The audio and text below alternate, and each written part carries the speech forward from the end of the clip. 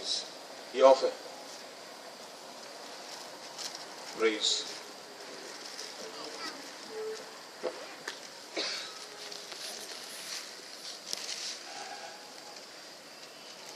Praise the Lord, Praise the Lord. Hallelujah. Hallelujah.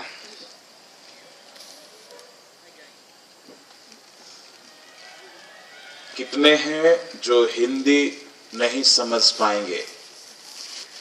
अपना हाथ नहीं उठाइएगा।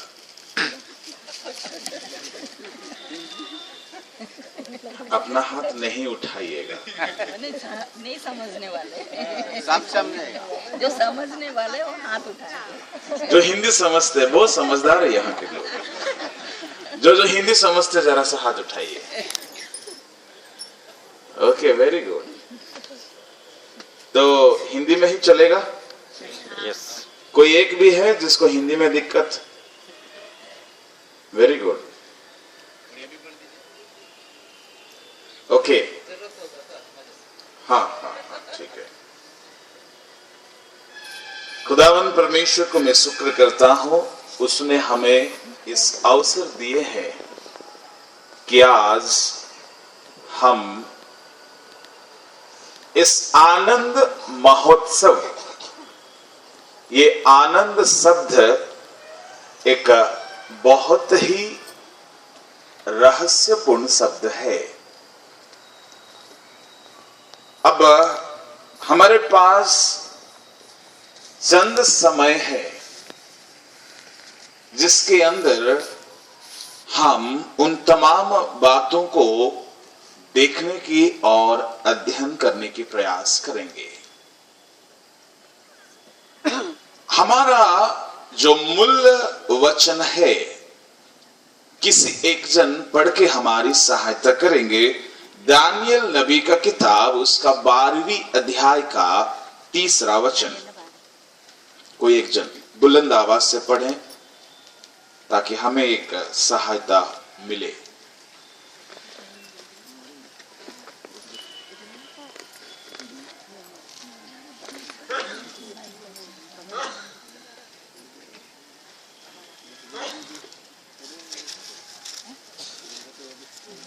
ओडियारे हिंदी, इंग्राजी, मलयालम, तमिल, तेलुगु जेकोसी भाषा पढ़ी पारती।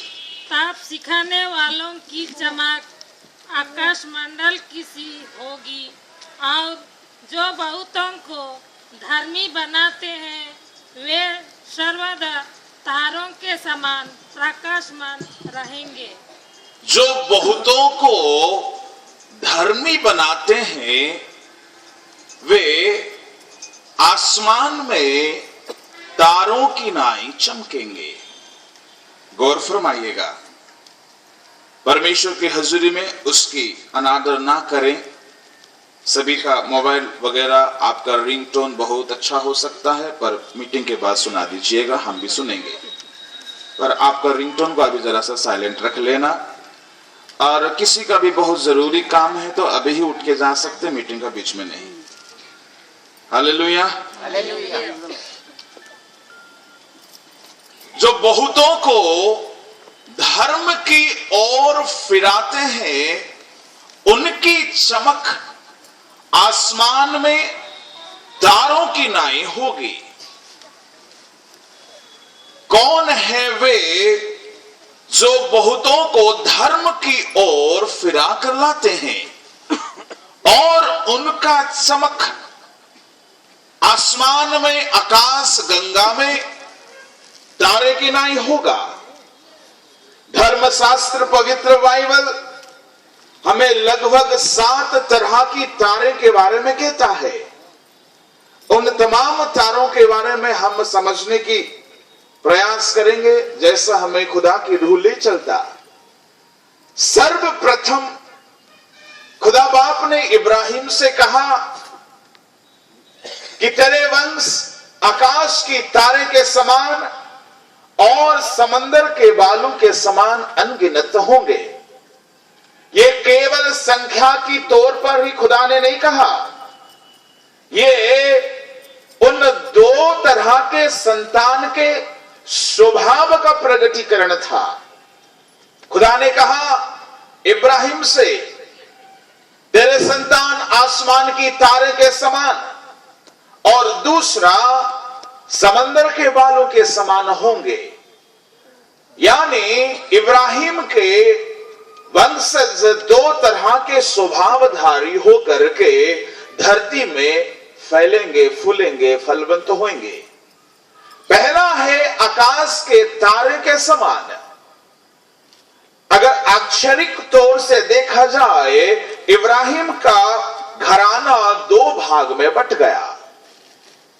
पहला पुत्र जो दासी की ओर से पैदा हुआ उसको इस्माइल कहते हैं, जो इस्लाम धर्म का पूर्व पिता है।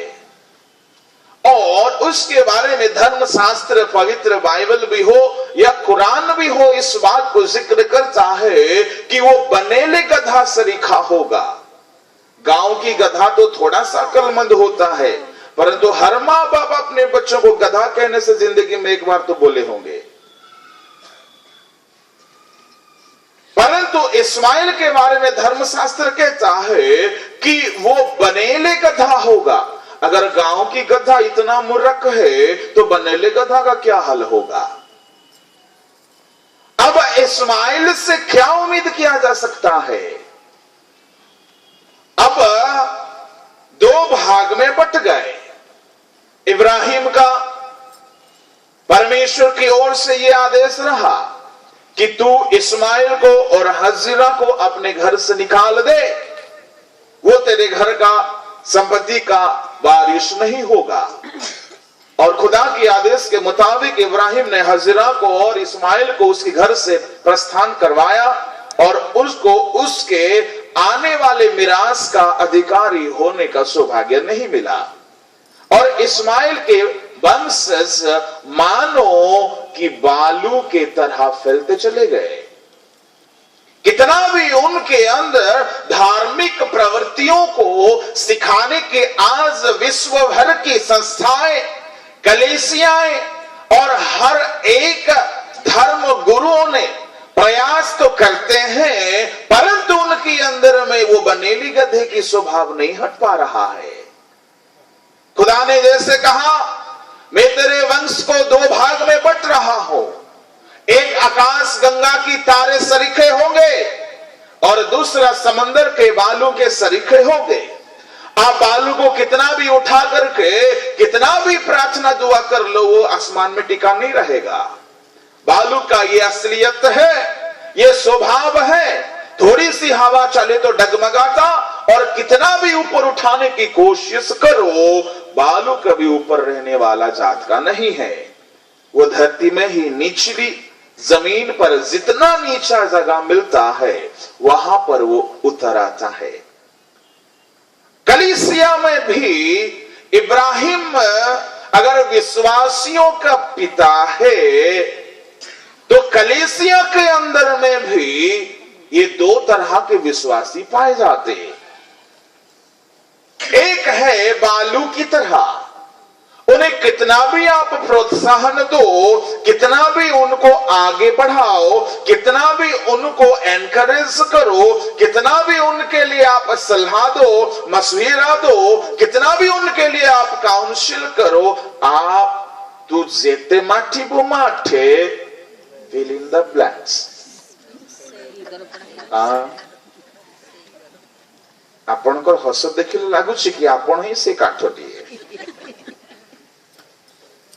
कितना भी उठाओ इस बालू को, 2-4 दिन में रिवाइवल आता है और अपन अलार्म लगा देते हैं, कल से तो मैं सुबह 4 बजे उठ करके पूरा घुटने को तोड़कर दुआ करूंगा। और जैसे अलार्म बजता है फटक से अलार्म बंद करते और कंबल ओढ़ करके 9 बजे तक जाग जाते। क्या ये बालू की आदत नहीं है? कितना भी हम कोशिश करते हैं गलतियों को छोड़ने का, हमें कभी आदत के बारे में जागरण आया ही नहीं तो छूटेगा कहां से।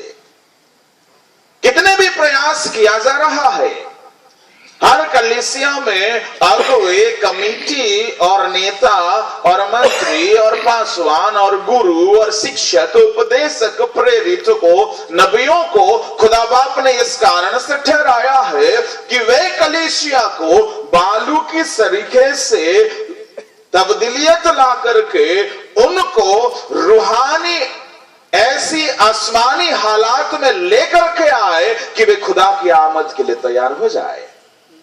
परंतु आप बालू को कितना भी उठा, बालू कभी सुधरने वाला नहीं है। परंतु नया नियम में एक उम्मीद जरूर है। समौन खुदा का पहला और सर्वश्रेष्ठ शिष्य कहलाता है। उसका नाम का मतलब है, समौन का मतलब है बालू। परंतु परमेश्वर जब समौन को पेंतिकोस्त के दिन तक उसको देखता रहा। कई बाइबल के बड़े ज्ञानी लोग भी यहां पर होंगे जो अध्यात्म शास्त्र का अध्ययन किए होंगे, थियोलॉजी किए होंगे, परंतु हम तो थियोलॉजी वाले नहीं हैं, हम तो नियोलॉजी वाले हैं। अब कईयों को नहीं समझ में आ गया नियोलॉजी होता क्या है। थियोलॉजी तो अध्यात्म शास्त्र का अध्ययन, नियोलॉजी यानी नी, अंग्रेजी में नी किसको कहते हैं? घुटना को, आंठू। हमारी सारी जो लॉजी है ना, ये घुटने पर आधारित है। अगर ये नहीं तो हमारा कोई लॉजी नहीं है। खुदा के नाम की शुक्र हो, हम उन्हें सलाम करते हैं जो अध्यात्म शास्त्र के बड़े शास्त्री हैं। परंतु ये सारे शास्त्र का ज्ञान को अगर हम खुदा की मर्जी के मुताबिक ना चले तो यह हमें नास्तिक भी बना सकता है। परमेश्वर के नाम के धन्यवाद हो। समौन बालू से रिखा था। एक स्त्री को देखता, थोड़ी देर पहले कहा था कि हे यीशु, तेरे साथ अगर सलीब में चढ़ना भी पड़ जाए मैं तुझे इंकार नहीं करने वाला हूं। थोड़ी ही देर के अंदर उसकी सारी रिवाइवल खत्म हो गया। एक स्त्री पूछती है, तेरी बोली से तो लगता है कि तू यीशु का चेला होगा या चपेटा होगा। तब पतरस क्या कहता है, मैं कोई यीशु को नहीं जानता हूं, तू होगा उसका चेला। ऐसा ही कहा होगा। खुदा का शुक्र हो, थोड़ी देर में इतना बेदारी था कि कहता है यीशु, मैं तेरे साथ सलीब पे चढ़ने को तैयार हूं। थोड़ी ही देर के बाद कहता है, मैं कोई यीशु को नहीं जानता हूं। ये कैसी आदत है? ये था बालू का आदत। कहीं पर स्थिर नहीं है। किसी विद्वान ने एक बार हमसे कहा, खुदावंद यीशु मसीह की जीवनी की बाल्यावस्था और उनकी चेलों का शुरुआत की कई बातें जो धर्मशास्त्र के अंतर्गत नहीं है, परंतु किसी साइक्लोपीडिया से वे लोग खोज निकाले हैं, उसकी एक कथा को उन्होंने हमें बताया था। और उसने कहा, एक बार खुदा यीशु ने कहा, सारे चेले तुम पत्थर उठाओ। तब पतरस बड़ा हड़बड़ी वाला व्यक्ति था। देखा कि यीशु खुदा की आदेश है तो उसने सबसे बड़ा पत्थर उठाया। बड़ा मुश्किल से लेकर जा रहा है। आखिर खुदा यीशु ने बोले समुद्र किनारे में चल पड़े, और समुद्र में खुदा यीशु ने कहा कि तुम इस पत्थर को फेंको, जिसका पत्थर दूर जाएगा वो मेरा बड़ा शिष्य बनेगा। अब किसी किसी चालाक थे, थोमा सबसे चालाक था, इसीलिए भारत की ईसाई लोग बहुत चालाक है। थोमा के बारे में मैं अध्ययन किया हूं। थोमा किसी भी बात को अंधा विश्वास नहीं करता था। बहुत पढ़ा लिखा व्यक्ति था। हर बात का उसका जियोग्राफी, हिस्ट्री, केमिस्ट्री और मैथमेटिक्स का कैलकुलेशन करने के बाद ही विश्वास करता था। जैसे कि हम हिंदुस्तानी है, जरूरत पड़ेगा तो पादरी का प्रचार को भी हम मार्क देकर के चल जाएंगे, पर सुधरेंगे नहीं। यह हमारा कॉन्ट्रैक्ट है। इसलिए थोमा का आदत थोड़ा बहुत यहां पर भी है। अनुकूल में तो नहीं होगा मुझे जितना लग रहा है। खैर कोई बात नहीं। अब ऐसे थोमा जैसे और कई 11 चेले थे, वे बहुत ही बुद्धिमान से छोटा छोटा पत्थर उठाए, बहुत दूर दूर फेंके, परंतु पतरस का पत्थर कहां फेंका होगा? अब पतरस का मुंह उतर गया। हे खुदा, ये कैसी इंसाफ है। पहले बता दिया करता तो हम तो छोटा सा एक टैबलेट लेकर के आते। आखिर यीशु पतरस को देख रहे थे। पता है, हमारा यीशु को करुणामयुडो दया सागर में जितना गंभीर बताया गया ना, हमारा खुदा यीशु इतना गंभीर नहीं थे। हर छोटी बात में चिल्लाया करते थे। गेत्सेमनी में उनकी प्रार्थना जैसे बताया गया, हमारा पुराना ओडिया मसीह यीशु का फिल्म में यीशु मसीह ऐसा नहीं दुआ किए। इब्रानियों 5:7 में लिखा है, अपने देह के रहने के दिनों में उसने चिल्ला चिल्ला कर, पुकार पुकार कर, आंसू बहा बहा कर प्रार्थनाएं और दुआएं और विनती की है। यीशु मसीह का प्रार्थना 2 शब्द का प्रार्थना नहीं था, पूरा रात होल नाइट वो दुआ में आंसू बहाते थे, चिल्ला चिल्ला कर प्रार्थना करते थे। कईयों की प्रार्थना उनको खुद को भी नहीं सुनाई देता है। हम निकल पड़े हैं यीशु का दुल्हन बनने के लिए, ना जाने किसकी। खुदा के नाम की शुक्र हो। एक दिन ऐसे अनेक कथाएं हैं। पतरस एक बालू जैसा था, उसका नाम का मतलब, समोन का मतलब बालू है। पिंतीकुस्त के दिन आता है, खुदा की अभिषेक से वो मामूर हो जाता और उसी दिन ये बालू को परमेश्वर आसमान की तारा बना देते हैं। हजारों की भीड़ में पतरस खड़ा हो जाता और कहता है, हे यहूदियों, हे धर्मगुरुओं, हे याजकों, तुम ही लोगों ने यीशु मसीह को सलीब पर चढ़ाया, परंतु वो मृतकों में से जी उठा है और हम उसकी गवाह। कहां से आ गया ये दिलहरी? 3 दिन 4 दिन पहले तो तूने एक स्त्री के सामने तो डर करके झूठ कहा, पर अब तुझे किसने बदल दिया है? यह है पेंटिकुस्त की पावर। यह है वो सामर्थ जो एक बालू सरीखे स्वभावधारी एक व्यक्ति को आसमान की तारों के समान एक ऐसी रूहानी चमक से भर देता है। नया नियम की शुरुआत का पत्थर बनता है, वो फाउंडेशन बनता है जिसके ऊपर खुदा यीशु ने कलीसिया को खड़ा कर दिया।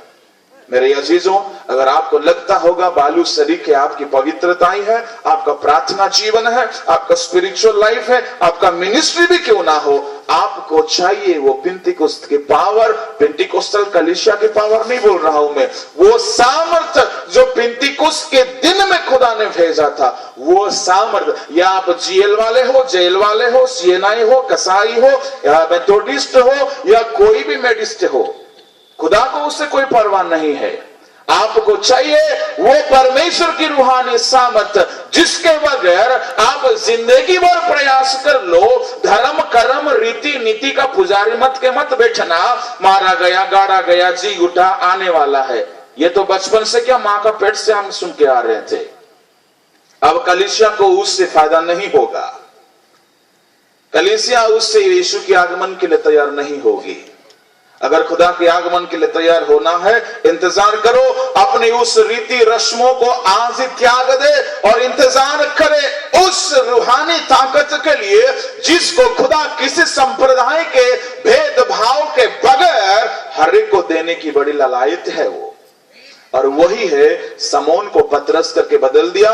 जब तक पेंटिकुस्त का अनुभव आपके अंदर में ना हो, कलीसिया में ना हो, सेवकाई में ना हो, संस्था में ना हो, पासवानों में ना हो, अगुवों में ना हो, वे कभी भी एक बालू के स्वभाव से तब्दील होकर एक मजबूती सितारा के स्वभाव में नहीं बन सकते हैं। कहां है हम? मसीह में आने के दिन बहुत बेदारी था और आज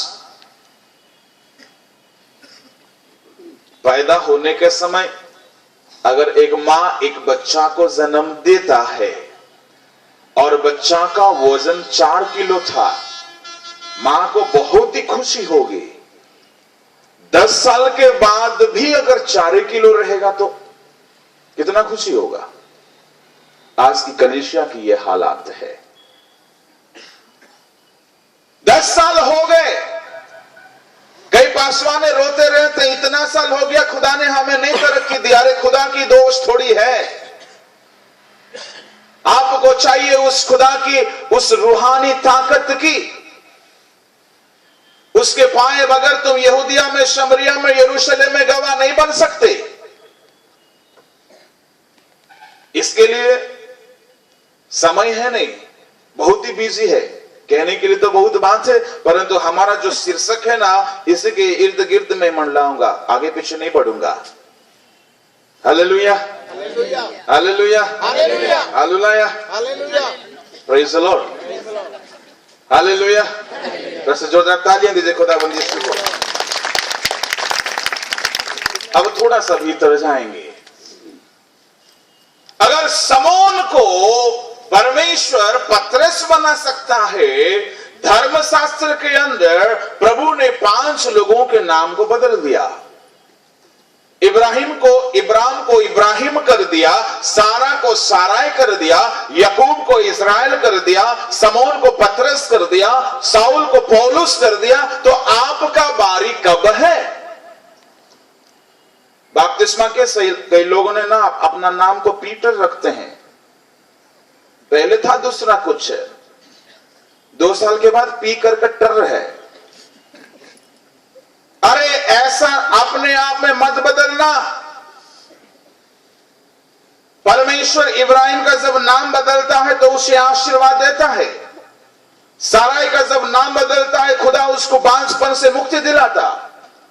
याकूब का जब नाम बदलता है वो इस्राएल बनता है, उसके जीवन का कलंक हट जाता है।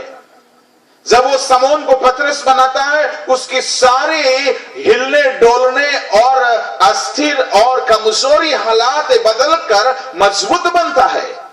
और साउल को जब पौलुस बनता है सारे प्रेरितों को ओवरटेक करके सबसे बड़ा मिशनरी बनता है। पर आप कब बनेंगे? कलीसिया के अंदर सेवकाई के बहाने में राजनीति फैलाते रहेंगे तो बहुत बनेंगे। कलीसिया पार्लियामेंट नहीं है जी, याद रखिएगा। खुदा ने आपको अगर मौका दिया है, ये बहुत ही जवाबदेही का काम है, सोच समझकर किया करना। प्रकाशित 3:12 में लिखा है, जयवंत लोगों को मैं एक नया नाम, नया यरूशलेम के नाम अपना नया नाम में देने पर हूं। परमेश्वर के नाम की शुक्र हो। एक बालू को परमेश्वर पत्थर बना देता है। इब्राहिम के वंश में 2 तरह के संतान पैदा हुए। जैसा बाप खुदा ने कहा, एक बालू सरीखे होंगे और एक आकाश गंगा में चमकने वाले तारे सरीखे होंगे। बालू के बारे में तो हमने देखा, बहुत से लोग बालू ही के जैसे, धर्म गुरुओं ने भी पाप किया। सिमसोन की जिंदगी में गिरावट आई, सुलेमान की जीवन में गिरावट आया और हेरोदेस की जीवन में गिरावट आया। और वे लोग अपने जीवन में बालू सरीखे डगमगाते रहे। वे प्रभु के लिए दृढ़ बनकर खड़े नहीं हो पाए। परंतु और कई लोगों ने परमेश्वर की नजर में आसमान में चमकने वाले एक तारा सरीखा बन गए। इसलिए धर्मशास्त्र में कहता है, जो बहुतों को धर्म की ओर फिरा कर लाते हैं वे अनंत काल तक आकाश गंगा में तारों की नाई चमकेंगे। परमेश्वर के नाम की शुक्र हो। ये हुआ शाइनिंग स्टार। आज हर कोई चाहता है कि वो शाइनिंग स्टार बने। पादरी भी चाहता है मैं थोड़ा सा कलीसिया में शाइन होना चाहता हूं। कलीसिया की कमेटी वाले भी चाहते थोड़ा सा हम भी शाइनिंग बनना चाहते हैं। और वर्शिप में कोयर टीम वाले भी, बजाने वाले भी और गाने वाले भी और ऑर्गेनाइजिंग करने वाले भी, कैसे भी थोड़ा सा हमारा भी थोड़ा सा चमक दिखे। कहीं ना कहीं से थोड़ा सा नाम को ऐड कर दो, हमारा भी थोड़ा सा पब्लिसिटी हो जाए। ये सितारा आकाश में चमकते हैं, इन पर एक खतरा है। क्या खतरा है? प्रकाशित 12 अध्याय उसका 3 से लेकर 5 तक पढ़िएगा जल्दी से। किसी को भी मिलता है किसी भी भाषा में पढ़ो। आकाशरे आउ गोटे लक्षण देखागला। आकाशरे आउ गोटे लक्षण देखागला। देखो देखो गोटे लोहित वर्ण प्रकांड सर्प, ताहार शक्त मस्तक। केउ वर्णर सर्प? लोहित वर्ण। अच्छा, आपण केबे लोहित वर्णर साप देखिछन्ते कि? सापण वर्ण केबे लोहित हुए नाही। आउ ए प्रकांड हेला केउ आडू? एदन उद्यान रे ये तो प्रकांड सर्प नथिला। एदन उद्यान रे लोहित थिला बोली लेखा जाए नहीं। जदि केही एठारे डाइटिशियन थिबे से माने कहिबे जो आप खाते हैं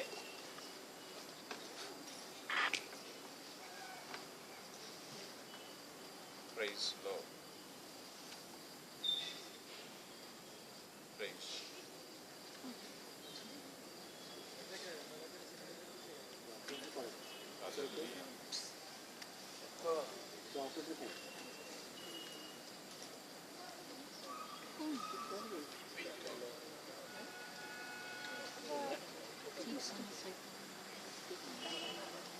Praise the Lord. Praise the Lord. Praise the Lord. Hallelujah. Hallelujah. Dietitian का मानना है what you eat that's you are. जो आप खाते हैं वही आप बनते हैं. ये सांप क्या खाया और ये लाल बन गया. ये लाल रंग का पैदाइश नहीं था. ना ही हमने किसी सांप को लाल रंग में देखा है. धर्मशास्त्र की बहुत ही गहरी बात है ये. अगर देखा जाए हर नबियों का खून इसने पी रखा है. हर धार्मिकों का खून इसके अंदर है. तो लाल नहीं होगा तो फिर कैसा होगा. परंतु आजकल के जमानों को लाल रंग बहुत पसंद है. याद रखना ये कलर हमारे खुदा यीशु का नहीं है. थोड़ा सा संभल के पहना करो. अच्छा अब कंटिन्यू करिए. ତାହାର ସପ୍ତ ମସ୍ତକ हाँ उसका सात सर है ଓ 10 ଶୃଙ୍ଗ और 10 सींग है.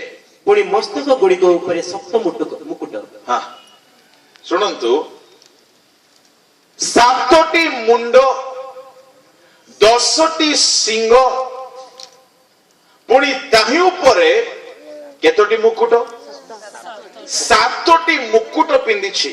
7ଟି ମସ୍ତକ 10ଟି ସିଂହ ଏବଂ 7ଟି ମୁକୁଟ ପିନ୍ଧିଛି. ଏ ସର୍ପ ତା ତଳକୁ ଟିକେ ପଡନ୍ତୁ.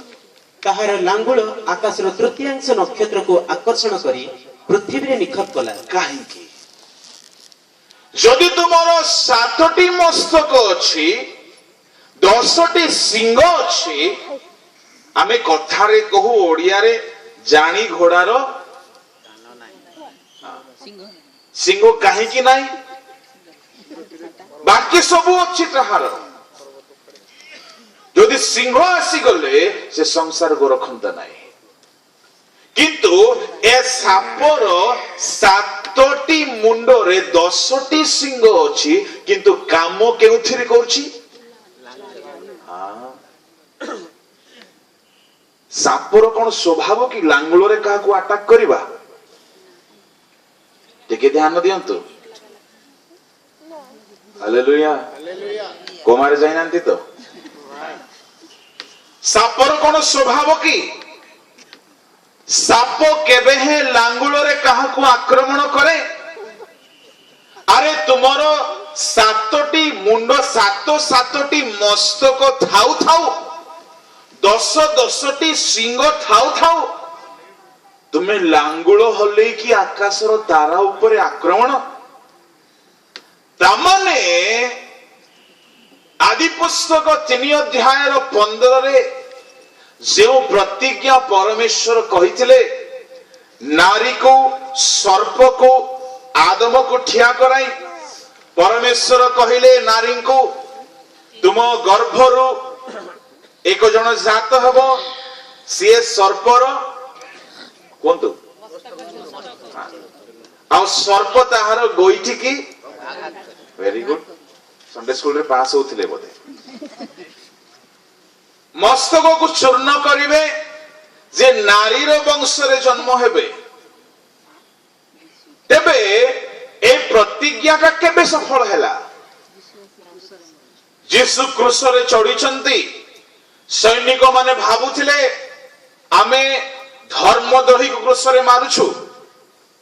ଧର୍ମଗୁରୁ ମାନେ ଭାବୁଥିଲେ ଆମର କମ୍ପିଟିଟରକୁ ଆଜି ଆମେ ପାଠ ପଢେଇ ଦେଲୁ. ଜିହୁଦୀୟ ନେତା ମାନେ ଭାବିଲେ, ଜିହୁଦୀୟ ଯାଜକ ମାନେ ଭାବିଲେ ଆମ ବ୍ୟବସ୍ଥାର ବିରୁଦ୍ଧରେ କାମ କରିବା ଲୋକକୁ ଆମେ ଏପରି ଶିକ୍ଷା ଦଉ. किंतु सेदिन जीसु जानुथिले कि मु सापर मुंड को चूर्ण करिबा पाई मो पाद को ऊपर उठाई शून्य रे झुलुछे। जदि सापर मस्तक को चूर्ण करिबा को हेबो पाद तो उठेबा को पड़िबो ना। तेबे जीसु शयतानर मस्तक को चूर्ण करिदेले। कलोसिय पुस्तक रे लिखा जाए क्रूसरे शयतान रो समस्त आधिपत्य अस्त्र शस्त्र छड़ाई नेले से। तामाने आउ सापर मुंडरे विष नाही। साप को कौन कराई ता मुंड को चूर्ण कराई पाउडर। एबे पाउडर करा जाइथिबा मुंड को पार्लर रे नै कि डेंटिंग पेंटिंग करी तुमे 7टा मुंड करी देले धरिबे की मंडली बुझी पारुछन्ते। गोटिए मुंड थिला रे भाई जीसुंकर एपरी गोडर लाठ बाजिछि ता चूर्ण हो जाइछि। ता माने जो माने डेली पार्लर विजिट करंती कहार स्वभावधारी बुझुथि बेटी। केते लोक सब ऋण रे करंती जे मास शेष रे एका पेमेंट चले से पैसा रो कम से कम 50% चर्च को दियंतु बहुत उन्नति पाइबे। प्रभु का नाम रो धन्यवाद हो। अरे तुम मस्तक सर्पर मस्तक सांप के सर को यीशु ने कुचल दिया। अब इस सांप ने इसको डेंटिंग पेंटिंग करके 10 सींग उगा करके रखा डराने के लिए। उसमें कोई जहर नहीं है, याद रखना। वो लाचार है, वो समझ चुका है कि मैं लताड़ा हुआ हूं, उसके अंदर कोई अभी ताकत नहीं है। परंतु आजकल का मसीह लोग रात भर भूत का ही सीरियल देखते हैं और सुबह उनका चेहरा देखो तो भूत से कम नहीं लगता। और पादरी से फोन करके बोलते खराब खराब सपना आते रहे, तुम्हें नहीं आएगा तो क्या पादरी को आएगा। अब देखते रहो किस दिन भूत ना बन जाओ। एक हकीकत बता रहा हूं, शायद मैं पैदा नहीं हुआ था, एक ऐसा भूत का सीरियल चलता था। एक पादरी ने कहा है, हम यहां किसी भूत सीरियल का प्रमोट नहीं कर रहे हैं परंतु गवाही बता रहा हूं जी, शायद हम पैदा नहीं हुए थे। एक ऐसा भूत का सीरियल चल रहा था, क्या कुछ आलिफ लैला समथिंग जो भी था। अब एक बहन को भूत पकड़ा है। सीरियल देखने वाले थोड़ा सा संभल के देखिए, सुनिएगा। अब एक बहन को भूत पकड़ा है। अब पादरी उसके घर में प्रार्थना के लिए गए। वो भी हमारी क्रिकेटा पादरी थे, टाटा के बगल में रहते हैं। जब उसके लिए बड़ी कड़ी प्रार्थना की तब वो भूत को पूछा गया तो कहां से आया।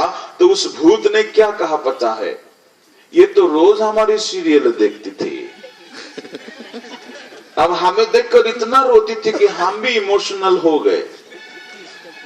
अब एक दूसरे की दिल से दिल लग गया तो कैसे ना आए। अब तो हंसिएगा, जब आपके अंदर में भी आएगा ना तो फोन करते रहिएगा। अरे खबरदार, क्यों आपने उन सरों को फैला कर रखा है।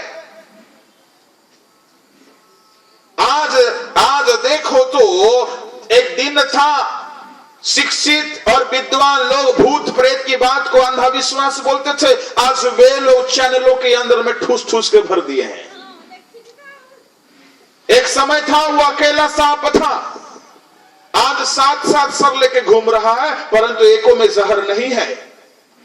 खुदा यीशु ने उसके सारे के सारे जहर को क्रूस पे छीन लिया और उसको खुल्लम खुल्ला तमाशा बना लिया है। जोरदार तालियां दीजिए।